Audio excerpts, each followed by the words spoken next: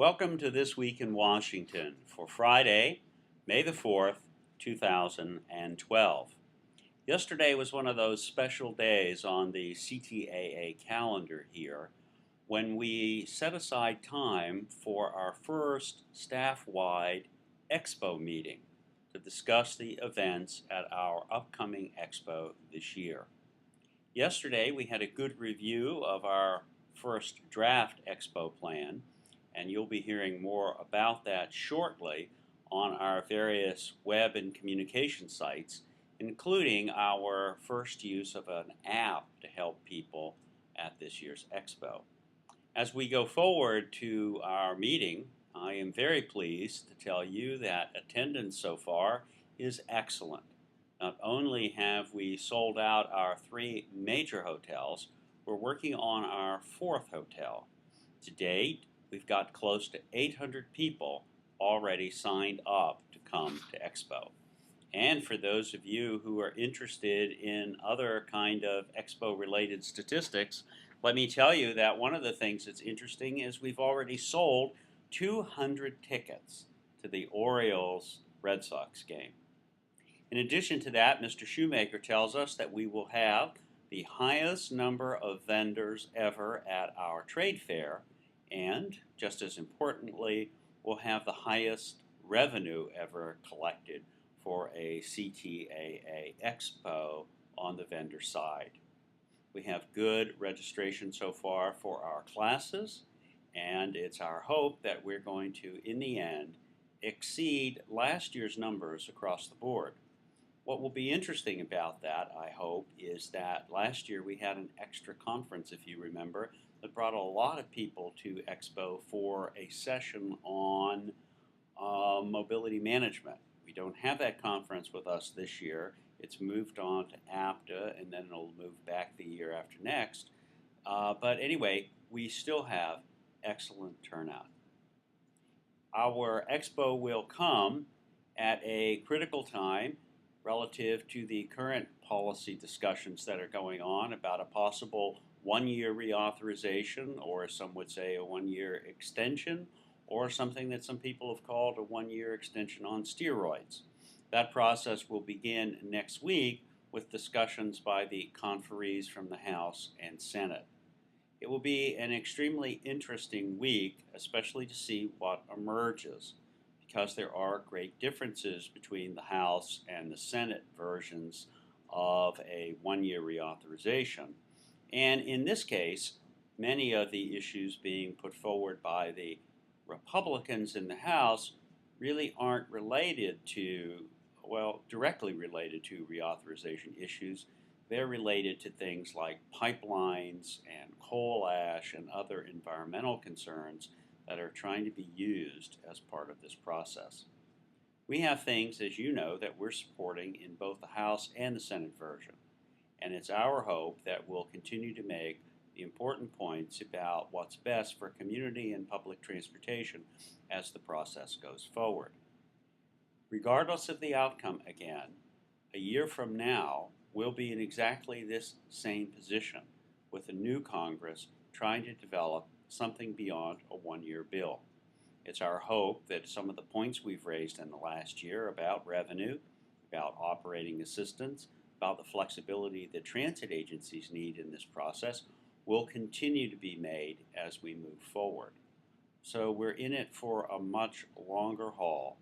And for those of you who around the country have been hoping that the reauthorization will answer some big questions or provide some major assistance during this uncertain time, I regret to tell you that it will just be a one-year fix with another round of confusing discussions about what we really need to do to make our transit programs and even our highway programs more helpful and more beneficial.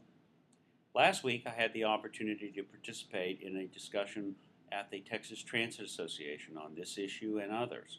To them, I said, the important issue that lies ahead is an election where we will be charged with re-educating or educating for the first time people that are newly elected. The famous former Speaker of the House of Representatives, Thomas P. Tip O'Neill, used to say that all politics is local. Last week in Texas, I did add my own version of this that says all transit is political. And right now, considering our situation on federal investment, regardless of whether you're the typical transit system or another form of community or even specialized transportation, the outcome of our future is in fact very political. So far, we haven't heard many people in Washington, even those assigned to this conference committee, talking about anything related to our performance, our ideas of productivity, what makes a good transit system, what's a good program.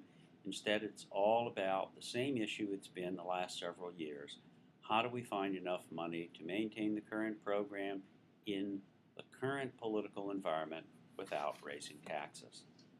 So my discussion with our friends in Texas was, regardless of the outcome of this current round of conferencing, the real issue before us is, what are we going to do as individuals and as communities in the upcoming electoral process?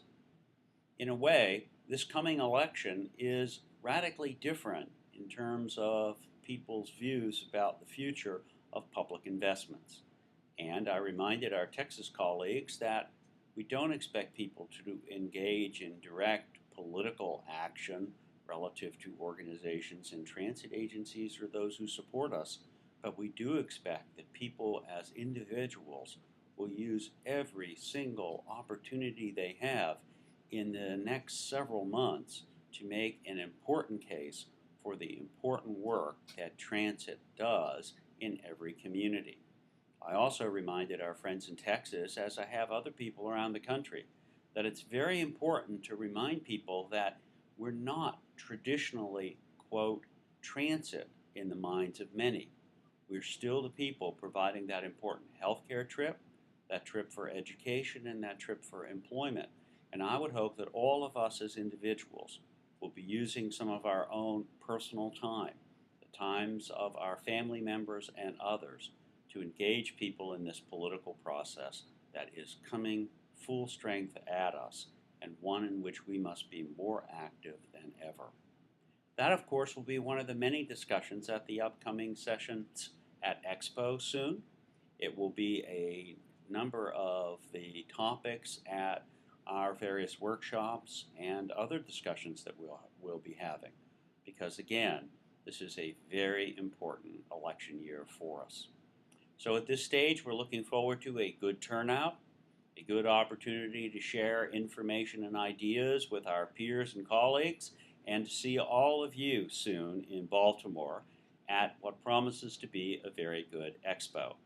As part of a little special thing we're doing at Expo besides the baseball game, this year when we cut the ribbon at our annual trade fair, we're pleased to welcome back our former executive director, Dave Raphael, and our former deputy director, Barb Price, who also lives in Maryland. So they'll be around to help us celebrate this year's expanded and, I hope, well-attended trade fair. So we're looking forward to all of that. You'll be hearing more about it from us in the next several days. Please stay tuned to Fastmail for updates on the legislative situation. And I look forward to seeing you shortly. Have a good weekend, and stay in touch and let me know if there's something going on that we need to be aware of. Thanks. Again, have a great weekend, and goodbye for now.